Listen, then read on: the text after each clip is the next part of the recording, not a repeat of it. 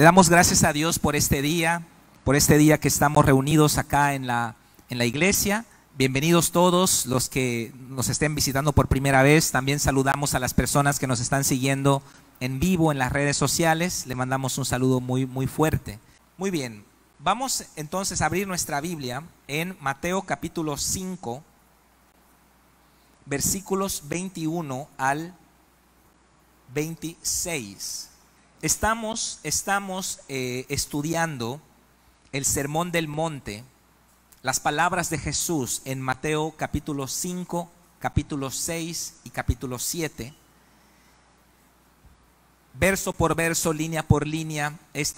Me parece que es la quinta sesión que estamos teniendo. Y pues hemos aprendido mucho.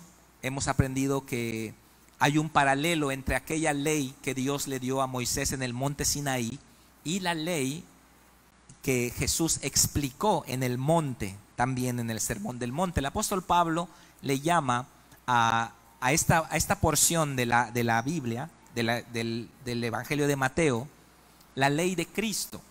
¿Por qué? Porque Moisés entrega la ley de Dios en el monte Sinaí, los 10 mandamientos, pero Cristo acá nos los va a explicar cómo nosotros podemos andar en ellos. La semana pasada aprendimos que Jesús no vino a cancelar la ley, sino todo lo contrario, vino a cumplirla y a enseñarnos cómo se cumple. Y también Jesús, vemos en el versículo 1, en Mateo 5:1, vemos que este es el perfil de los discípulos. Están las multitudes que seguían a Jesús porque, bueno, había milagros, había sanidades, había beneficios, había comida. Pero cuando Jesús sube al monte, no la multitud sube al monte, sino que los discípulos y nosotros tenemos que definir de qué grupo somos. Si somos feligreses, si estamos con Cristo porque obtenemos beneficios, bueno, por supuesto que hay beneficios de seguir a Jesús, pero si estamos con Él porque le amamos y porque queremos ser sus discípulos. Hay una diferencia muy grande entre pertenecer a la multitud y pertenecer a los discípulos. Entonces los discípulos, ellos suben al monte, la multitud no. La multitud, eso es demasiado. No voy a la iglesia, pero no tanto. Entonces yo me quedo al margen. La feligresía es la asistencia los domingos a la iglesia. Solo llego, me siento, escucho, me voy, ¿no? Y obviamente pues, soy cristiano, ¿no? Pero la Biblia dice que el término que utilizaron los apóstoles para referirse a los seguidores de Jesús no era cristiano, era discípulo. 262 veces aparece la palabra discípulo en el Nuevo Testamento, 3 veces nada más aparece la palabra cristiano. Así que somos llamados a ser cristianos, sí, somos cristianos, sí, pero somos llamados a ser discípulos de Jesús. Y cuando hablamos de discipulado, estamos hablando de compromiso, de esfuerzo que conlleva el seguir a Jesús. No solamente beneficiarnos de lo que Él nos pueda dar, de lo que las bendiciones, ¿no? Así que ya llevamos todo este periodo de este pasaje y estamos ahora en el verso 21. La semana pasada hablamos de la ley que Jesús no vino a abrogar. Así que vamos a leer del verso 21 al verso 26. Dice la palabra de Dios así: oyeron que fue dicho a los antiguos, no matarás, y cualquiera que matare será culpable de juicio. Pero yo les digo que cualquiera que se enoje contra su hermano será culpable de juicio, y cualquiera que diga necio a su hermano será culpable ante el concilio, y cualquiera que le diga fatuo quedará expuesto al infierno de fuego.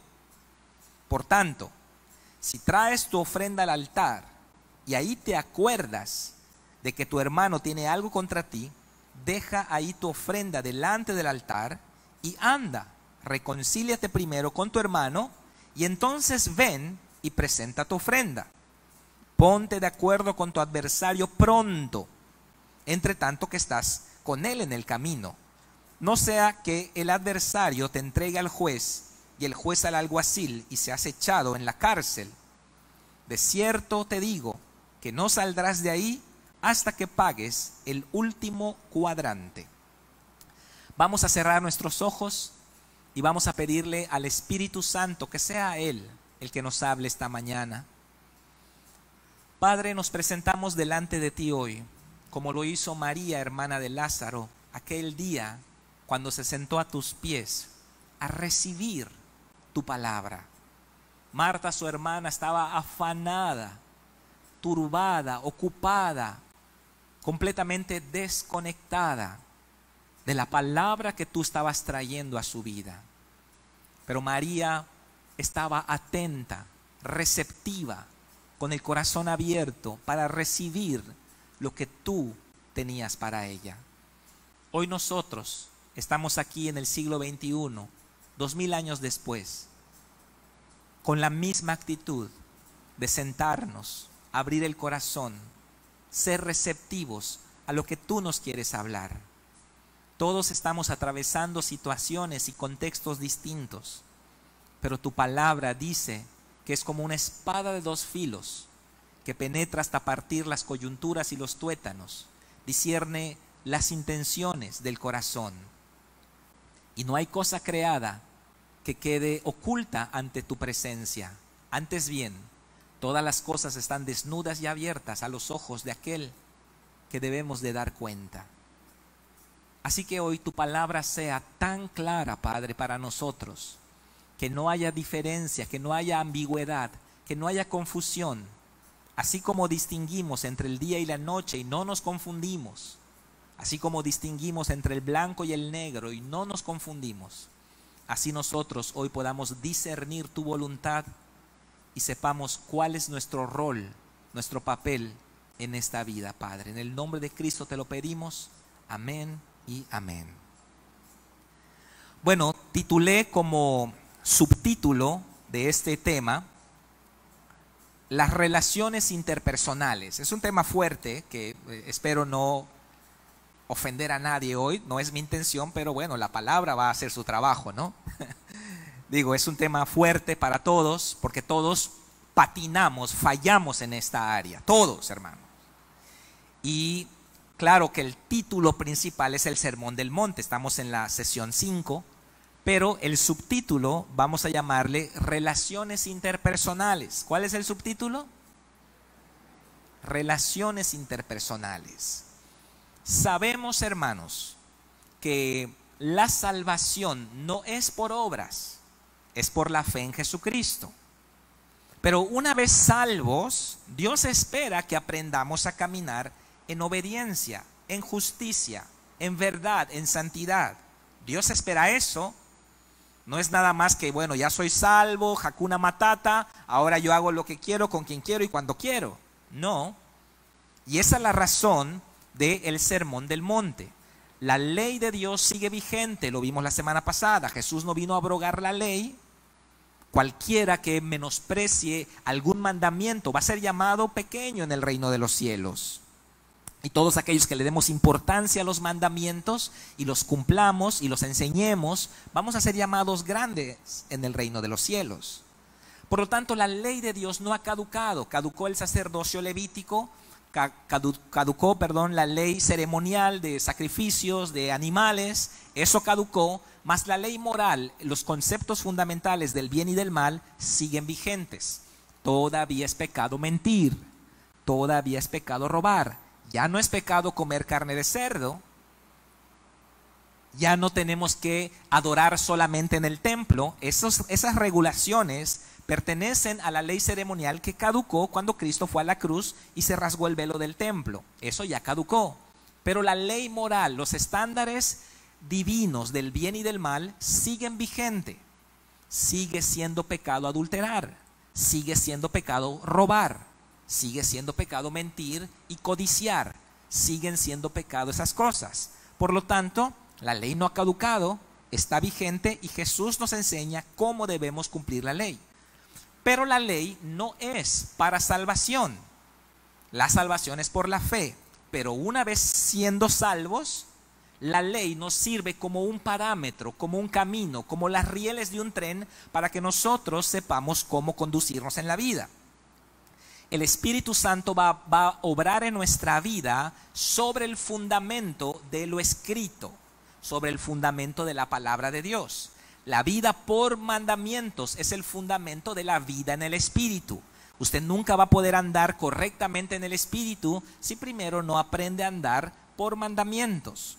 No ande por sentimientos, porque son cambiantes. Ande por mandamientos, por códigos. Haga las cosas aunque no las sienta hacer, pero hágalas, porque esa es la voluntad de Dios. Y aquellos que caminamos en este nivel de vida son los que estamos calificados para andar también en el Espíritu, porque el Espíritu nunca va a contradecir la palabra de Dios. La gente que dice, pastor, siento del Espíritu Santo divorciarme, esas personas, como no aprendieron a caminar por mandamientos, están atribuyendo un deseo egoísta de ellos, lo están atribuyendo al Espíritu Santo. Pero eso no es otra cosa que violar el tercer mandamiento, que dice: no tomarás el nombre de Jehová tu Dios en vano. Es decir, no vas a poner a Dios de pantalla para justificar las cosas que de todas maneras quieres hacer. No podemos justificar diciendo que Dios nos dijo que hagamos algo que nosotros queremos hacer. Esa es una aberración. Las personas que hacen eso, dice el tercer mandamiento, no quedarán sin su reprensión. Dios no tendrá por inocente al que tomare su nombre en vano. Así que tenemos que tener cuidado de separar a Dios de nuestras intenciones egoístas. Bueno, en resumen, todo esto nosotros tenemos que aprender a caminar en ello. No vivamos intuitivamente, porque Dios no nos dejó la vida para vivirla intuitivamente. Él nos dejó parámetros, estándares completamente claros para que nosotros caminemos. Si Dios quisiera que andemos intuitivamente, ni siquiera nos hubiese dejado la Biblia, porque todo sería a la intuición, todo sería el sentimiento. Pero no es así. Entonces, Cristo nos explica cómo. Él no vino a abrogar la ley, Él vino a cumplirla y a explicarnos cómo se cumple la ley. De eso hablamos la semana pasada. Si alguien que lo está mirando ahorita no estuvo, pues le invito a que pase a mi canal de YouTube. Allá está la prédica en audio para que le escuche mientras maneja, mientras cocina, mientras haga cualquier otra actividad. Pero eso es lo que vimos la semana pasada. Ahora, Jesús va a hablarnos de las relaciones interpersonales. Y bueno, no sabemos por qué, realmente no sabemos por qué, por qué Jesús empieza con el sexto mandamiento. Porque cuando Jesús, lo que vimos la semana pasada, del 17 al 20, nos habla Jesús de la ley. Él se está refiriendo a los mandamientos de Dios. Y la prueba es que en el siguiente versículo, en el 21, nos habla de no matarás. No matarás. Pero recuerden esto, Jesús nos va a explicar cómo se cumple la ley, porque los escribas y los fariseos no lo explicaron bien. Por eso Jesús dice en el verso 19, si vuestra justicia no fuere mayor que la de los escribas y fariseos, ustedes no entrarán al reino de los cielos. Porque hay un error muy importante que ellos cometían y que hoy vamos a aprender para que no lo cometamos nosotros. Así que no sabemos por qué Jesús empieza con el sexto mandamiento. Usando nuestra lógica lineal heredada de Grecia, pues debería Jesús empezar en el primer mandamiento. Pero acá vemos que Jesús dice: oíste que fue dicho que por los antiguos no matarás. Este es el sexto mandamiento de la ley de Dios. ¿Por qué empieza Jesús con el sexto? No lo sabemos. Tal vez, lo único que podemos especular, ¿no? Tal vez Mateo no registró todo el sermón del monte. Habíamos hablado en la primera sesión que posiblemente el sermón del monte habrá sido un único sermón de 3 o 4 horas, muy extenso, porque se tocan muchos puntos y Jesús habrá demorado mucho al predicar el sermón del monte. O posiblemente fue una suerte de seminario con varias conferencias, ¿no? Y breaks, descansos entre conferencia y conferencia. No lo sabemos. Tampoco Mateo lo sabe mucho porque Mateo no estuvo acá. Mateo es llamado después, en el capítulo 9 es llamado Mateo. Así que Mateo no está presente acá en el Sermón del Monte todavía. Mateo, interpretamos que Mateo, él habrá averiguado qué sucedió, qué enseñó Jesús, y él lo escribió. El Evangelio de Mateo se escribe cerca del año 60 después de Cristo, es decir, 30 años después que sucedió esto. Imagínense, Mateo no tenía toda la información. Entonces, posiblemente Mateo, siendo un hombre de Dios, él no va a inventar nada. Él se limita a escribir aquellas cosas que él puede corroborar que salieron de la boca de Jesús. Y no escribe, y él no va a especular. Él no va a poner, creo que dijo esto, creo que dijo lo otro. No. Así que él va directo al grano. Y no sabemos si Jesús realmente enseñó los mandamientos en orden o partió del séptimo. No lo podemos saber. Algún día lo sabremos cuando hablemos con Jesús. Pero hoy no lo sabemos. ¿Qué es lo que sí sabemos? Que él empieza por el sexto mandamiento, el cual es el primer mandamiento relacionado con nuestro prójimo. Tenemos en la primera tabla los 4 primeros mandamientos que se relacionan con Dios. El quinto mandamiento se relaciona con la familia. Y el sexto mandamiento, del sexto al 10º, se relacionan con el prójimo. Y están en orden de importancia. Así que el mandamiento más importante es no matarás, relacionado con nuestro prójimo. ¿Por qué? Porque las relaciones interpersonales, hermanos, ojo acá, por favor, escúchenme bien esto que voy a decir. Las relaciones interpersonales van a determinar si somos maduros o no lo somos. Hay mucha gente que es muy religiosa, ¿verdad? Hay mucha gente que es muy espiritual, pero están todo el tiempo peleándose y no tienen relaciones sanas. No son maduros, aunque parezca que lo son. Si estamos indignados, enojados, resentidos, peleados, no somos maduros, no somos discípulos. ¿Por qué? Porque el medidor de madurez para nosotros en la iglesia son nuestras relaciones, cómo nos relacionamos unos con otros. Así que es importante ese punto. Usted puede decir que tuvo una revelación anoche y que ayunó toda la semana y que usted es súper espiritual y tiene sueños y visiones y una cosa tremenda. Pero si usted no es maduro en sus relaciones interpersonales, usted no puede ser usado por Dios. Usted es emocional todavía. Sus emociones le gobiernan y Dios no le va a utilizar para hacer cosas grandes. No le va a utilizar para ser líder en la iglesia, por ejemplo. Así que nosotros necesitamos madurar en esta área. Y esta área es la que nos califica como personas maduras dentro del cuerpo de Cristo. No piense que no es importante. Es importante. Mucha gente se va enojada de la iglesia. ¿Por qué? Porque me trataron mal, fueron injustos, no me saludaron, no sé, por muchas razones. Pero lo único que están haciendo es que están postergando su crecimiento espiritual, su madurez, porque aquí es donde somos calificados. El apóstol Juan dice que si nosotros no podemos amar a otra persona igual que nosotros, tampoco lo hubiésemos hecho con Jesús.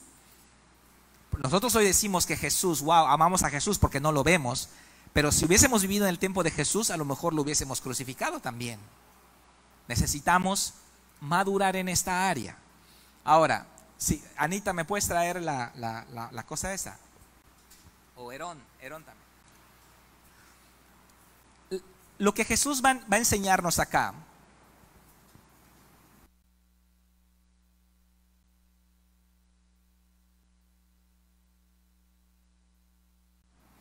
¿cuál es el error? Yo les decía que había un error que cometían los fariseos y que Jesús está corrigiéndonos ese error, y de hecho lo cometemos nosotros también.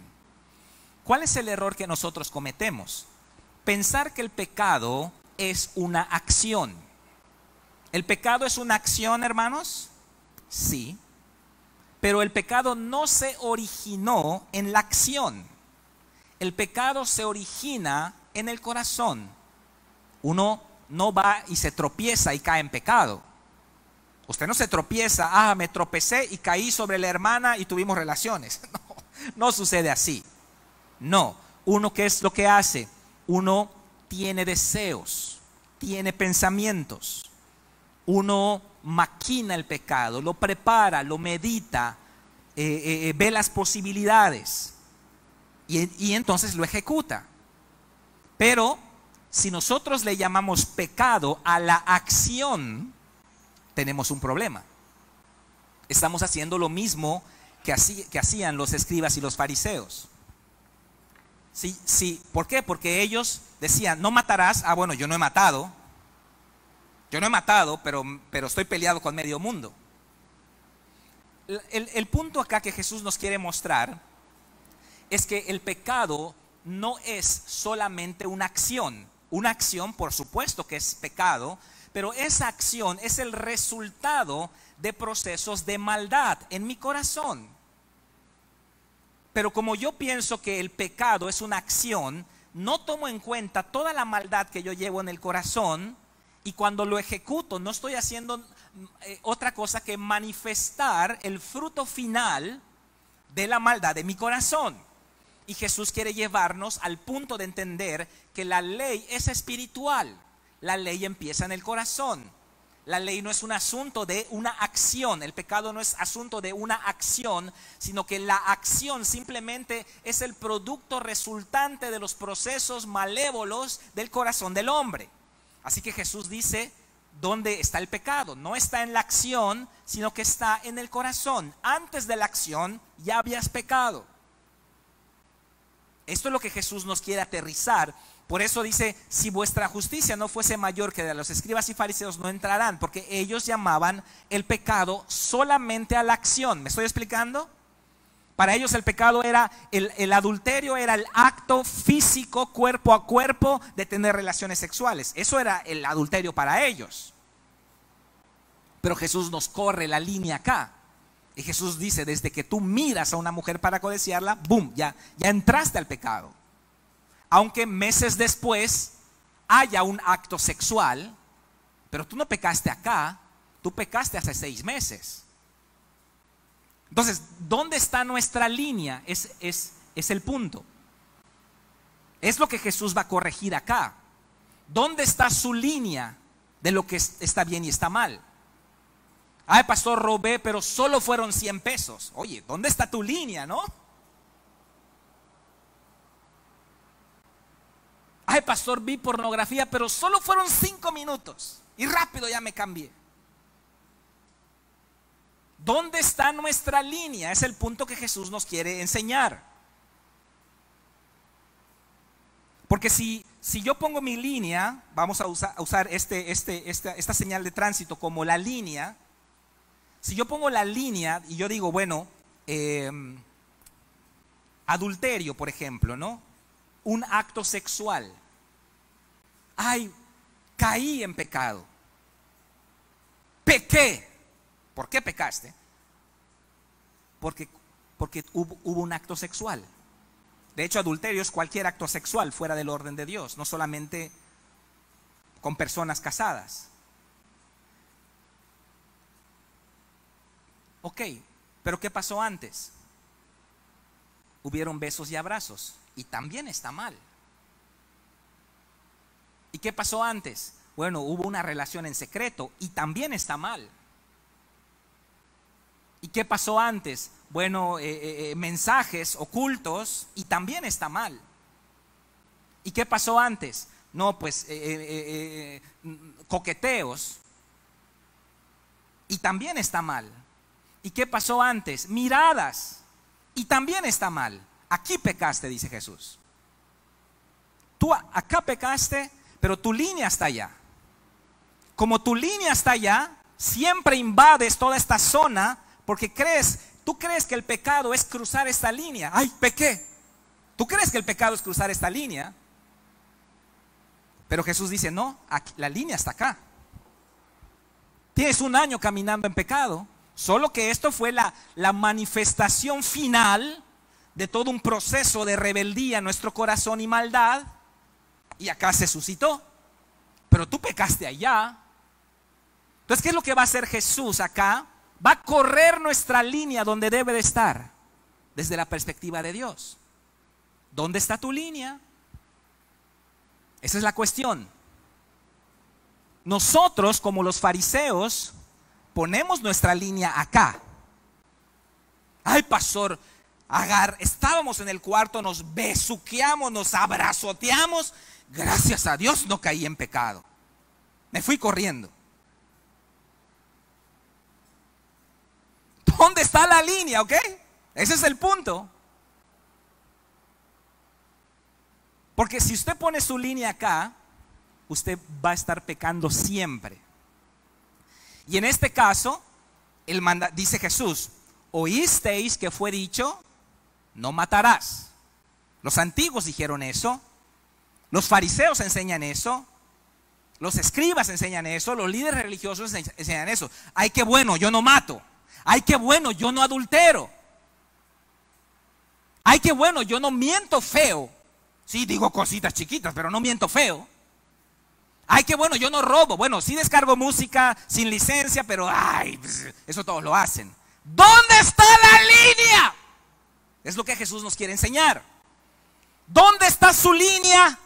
¿Dónde debe estar la línea? Ese es el punto.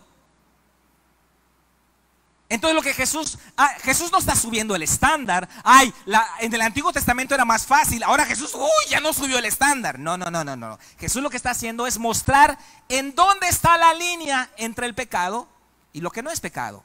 ¿Y qué es lo que debe cuidar? ¿Usted debe cuidar no cruzar esta línea? ¿O debe cuidar no cruzar esta línea?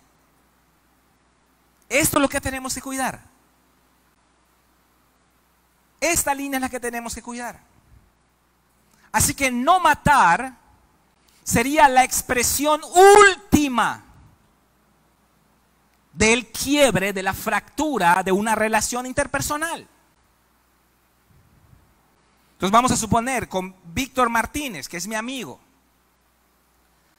Vamos a suponer que nos enojamos.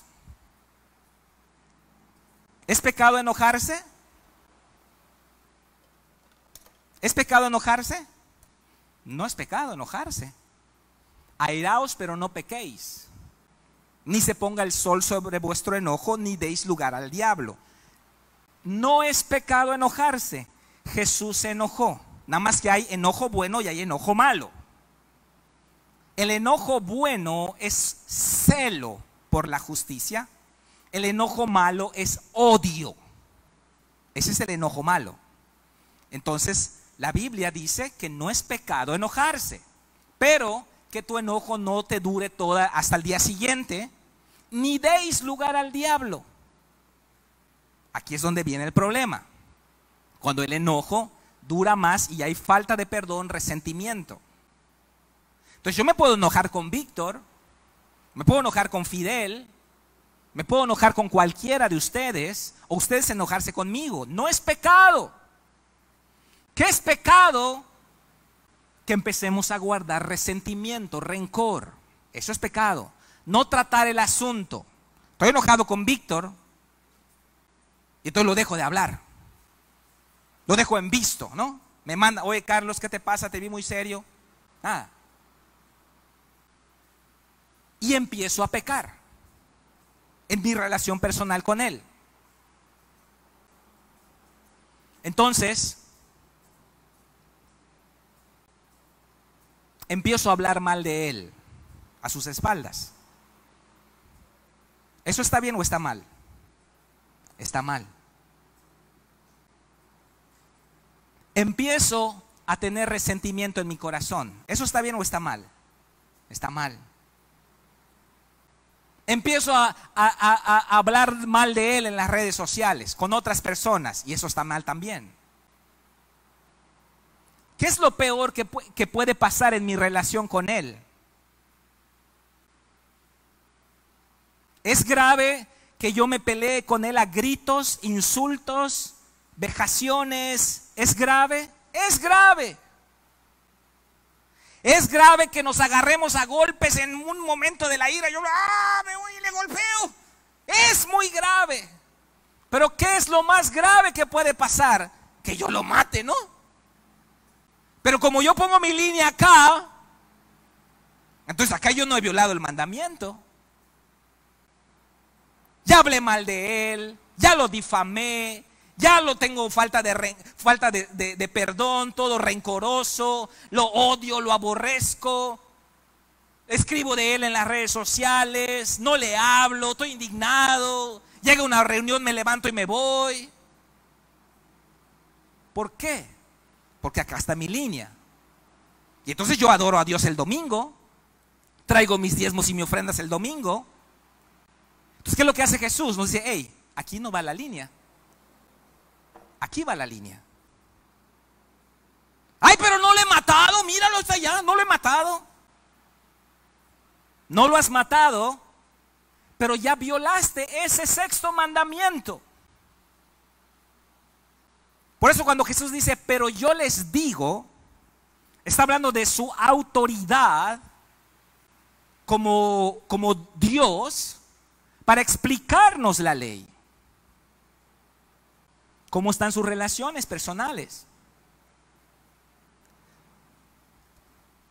Y entonces dice acá el verso 22, pero yo les digo que cualquiera que se enoje contra su hermano será culpable de juicio.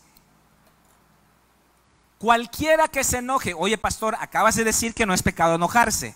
No, no es pecado enojarse. Lo que es pecado es no solucionar el problema y quedarte en tu corazón con resentimiento, amargura, dolor. Eso es lo que es pecado. Por lo tanto, el sentido de enojarse acá, Jesús está diciendo, por tanto yo les digo que cualquiera que se enoje con resentimiento contra su hermano, ya violó el mandamiento. Cualquiera que se enoje visceralmente. Mire, si usted no puede dormir, usted ya tiene que tratar el asunto.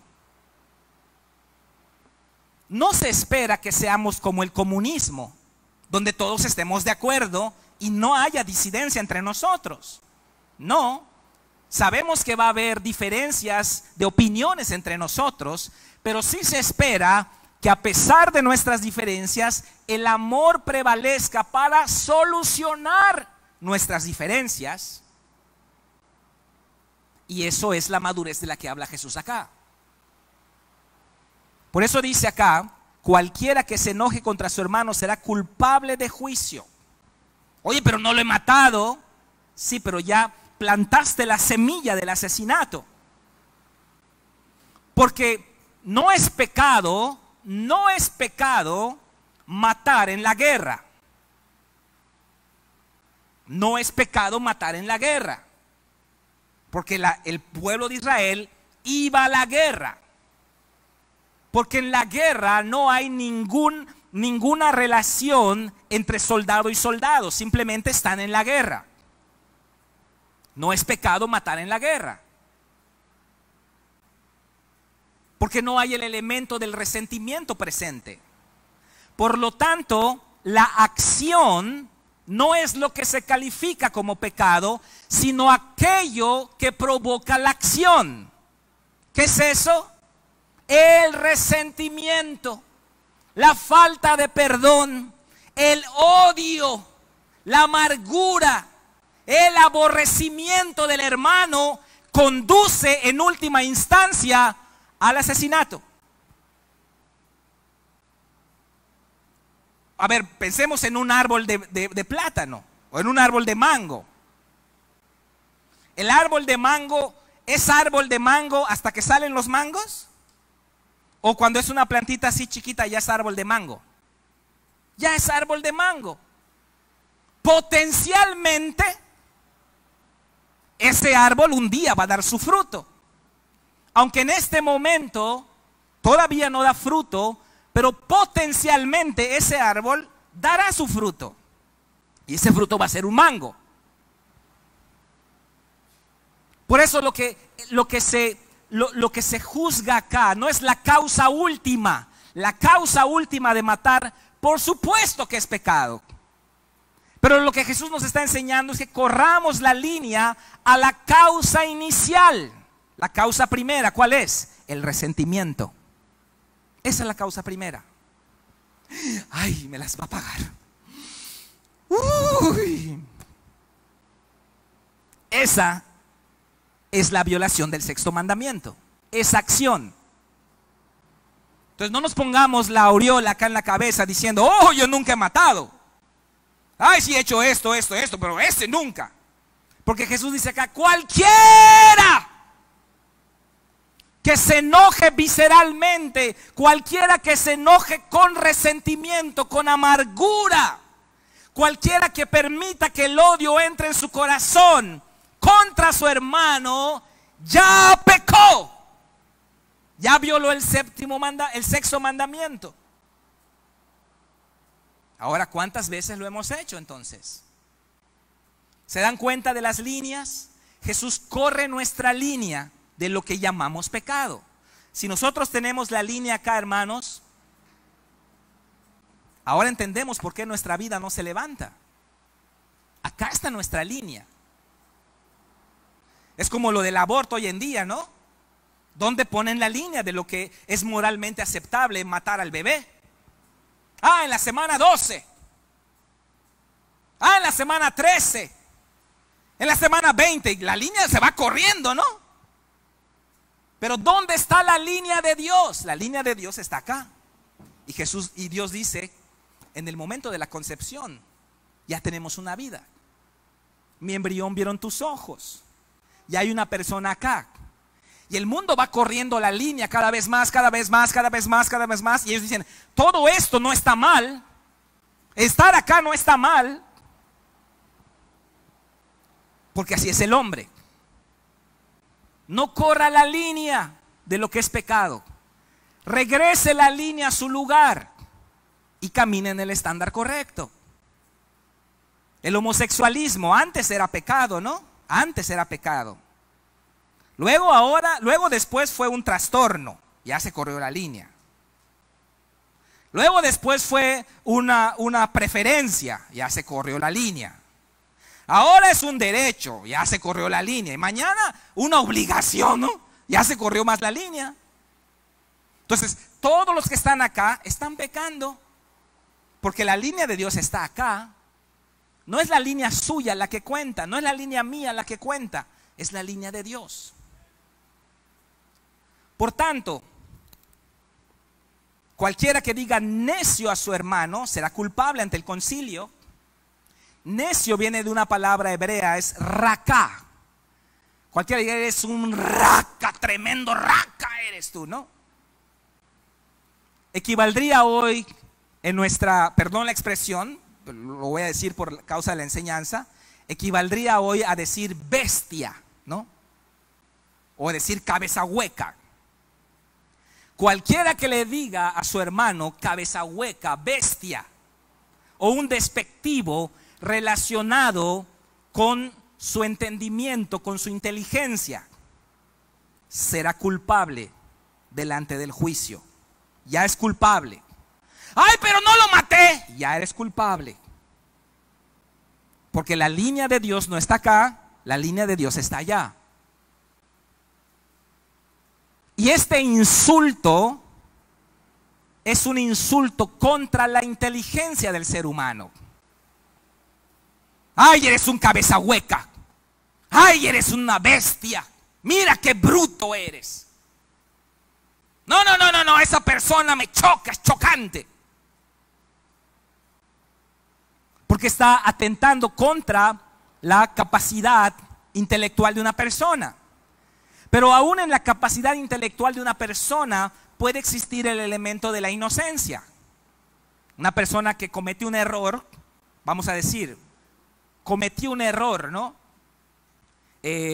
Supongamos que yo en una tienda yo trabajo en una tienda y doy mal mi cambio. cometí un error. Raca, bestia, cabeza hueca, diste dinero de más. Cualquiera que haga eso ya es culpable delante de Dios. Y cualquiera que llame necio a su hermano, moros en griego, quedará expuesto al infierno de fuego. ¿Qué es moros? ¿Qué es raca? ¿Qué es moros? Raca es un insulto a la inteligencia, pero moros es un insulto a la integridad. ¿Por qué? Porque acá me equivoqué y di mal un cambio. Pero en moros no me equivoqué y yo planeé que venga una persona y yo le dé mal el cambio para que afuera me pase la mitad. Ahí ya hay malicia. No fue un error, ahí ya hay pecado, ya hay malicia, ¿no? Entonces, cuando alguien le dice necio a su hermano, le está diciendo, no te equivocaste, actuaste con malicia, sin tener pruebas. Entonces, dice Jesús, quedas convicto delante del infierno. Por eso, hermanos, ¿qué es lo que tenemos que hacer? Sanar nuestras relaciones. Tenemos que ir con la persona. No vaya a las redes sociales. No vaya con el planeta entero a contarle su historia trágica. Vaya con el hermano. Hable con el hermano y cuéntele qué hay en su corazón. Por eso dice acá, por tanto, si traes tu ofrenda al altar y te acuerdas que tu hermano tiene algo contra ti, deja tu ofrenda delante del altar y anda, reconcíliate primero. Porque a Dios le importa más nuestro corazón que nuestra religión. Y ese es el problema que pasaba con los israelitas en el antiguo pacto. Isaías capítulo 1, léalo en su casa. Cansado estoy de sus alabanzas. Cuando levantan las manos yo escondo el rostro. Me adoran con adoraciones majestuosas, pero su corazón está lejos de mí. Está tremendo el capítulo 1 de Isaías, léalo. Está fuertísimo. Porque habla de gente religiosa. Gente que no tiene su corazón delante de Dios, sino que de labios me honran, pero su corazón está separado de mí. Y los 10 mandamientos apelan al corazón. No califican la acción netamente. La acción simplemente es el producto resultante de la maldad que ya hay en el corazón. Por eso Jesús lo que juzga es el corazón, no la acción. La acción es algo inevitable. Ya tenía que suceder tarde o temprano. Pero el problema está en el corazón. Entonces dice acá, reconcíliate con tu hermano. No pienses que tu religiosidad va a cubrir que tú no te reconcilies con tu hermano. A lo mejor usted no es el que tuvo la culpa, pero es nuestro valor moral hacerlo. A lo mejor usted es la víctima, pero tenemos que hacerlo. Si sabemos que algo está mal, ¿por qué? Porque ¿qué le ofrecemos a Dios acá? Nuestro corazón. Nuestro corazón es lo que le ofrecemos a Dios. Un corazón lleno de resentimiento, de amargura, de odio, ¿es lo que le vamos a ofrecer? Bienaventurados los de limpio corazón, porque ellos verán a Dios. ¿Dónde está nuestra línea de lo que es pecado y lo que no es pecado? Mire lo que dice, solamente leo para ustedes, Levítico 19:17. No aborrecerás a tu hermano en tu corazón. Razonarás con tu prójimo para que no participes de su pecado. No te vengarás ni guardarás rencor a los hijos de tu pueblo, sino amarás a tu prójimo como a ti mismo, yo Jehová. O sea que desde el Antiguo Testamento ya se calificaba el corazón, no solamente la acción. Nuestro problema es que nosotros pensamos que la acción es el pecado. Y Jesús está diciendo, la acción no es todo el pecado, la acción es el producto resultante del pecado que lleva ya un proceso ganado en nuestro corazón. Primera de Juan 3:15, todo aquel que aborrece a su hermano es homicida. Todo aquel que aborrece a su hermano es homicida. Y sabes que ningún homicida tiene vida eterna permanente en él. ¡Wow! No necesitas estrangular a la persona que odias. Aunque faltas no me ganan, diríamos, ¿no? No necesitamos matarlo con odiarlo. Es suficiente para quedar expuestos al infierno de fuego. ¿Cómo están nuestras relaciones interpersonales? ¿Estamos ofendidos, indignados, amargados, resentidos? ¡Ay, me voy! Ya no soporto este lugar. Y uno se cree espiritual haciendo eso.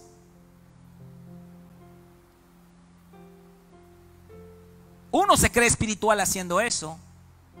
Pero lo único que evidencia es que no ha madurado, que sigue andando en la ley antigua de pensar que la acción es lo que se califica.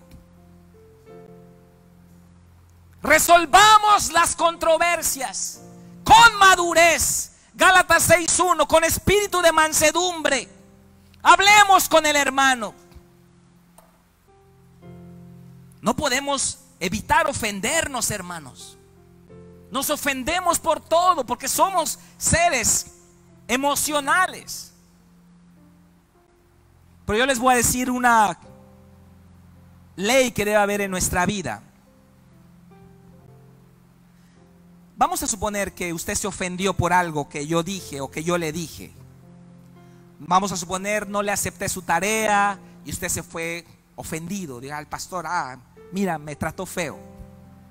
Ok. Tenemos dos opciones. Si podemos pasar por alto la ofensa, hagámoslo. Pero ¿qué es pasar por alto la ofensa? Es que yo delante de Dios perdono y abro mi corazón y doy otra oportunidad y no ha pasado nada y sigo adelante. Si usted puede hacer eso, wow, gloria a Dios, le felicito, hágalo. Pero si usted no puede hacer eso porque le lastimaron, si usted tiene acá en su corazón algo, ay, cada vez que veo, ay, está el hermano, y usted ve que escriben algo en las redes sociales, ay, ay, ay, ¿cómo se atreve a decir eso?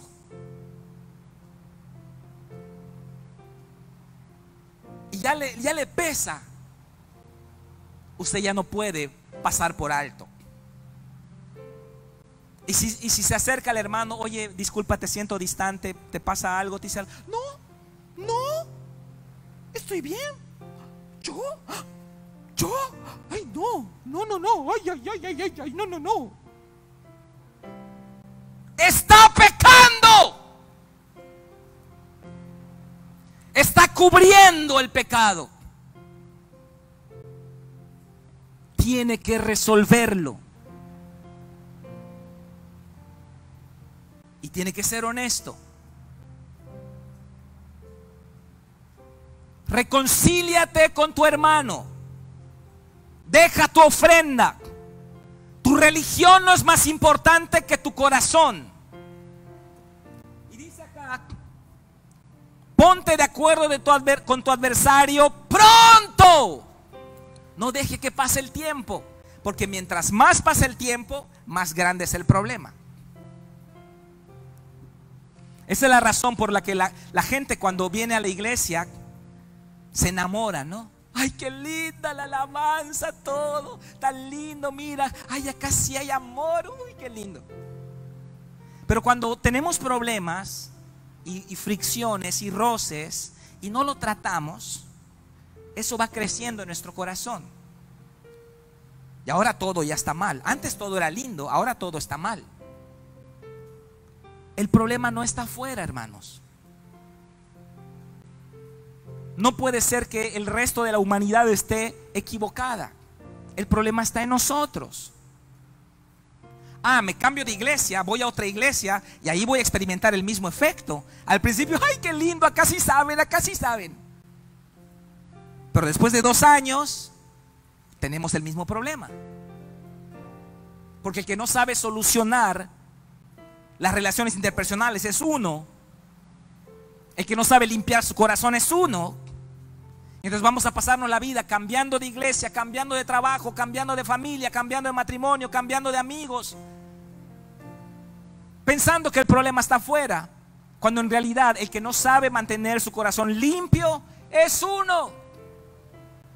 Si usted aprende a mantener su corazón limpio, toda la vida siempre va a ver las cosas lindas y hermosas.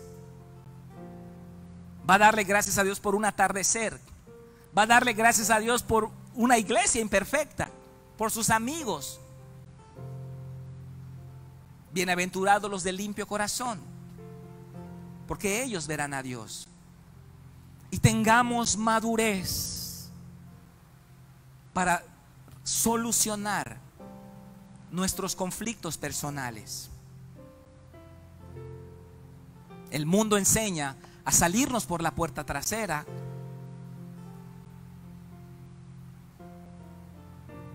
Yo me salgo para no pelearme. No haga eso. Eso es pacifismo. Eso es pacifismo. Sea pacificador. Sea pacificador. Solucione el conflicto. Hable con su hermano para que no violemos este mandamiento.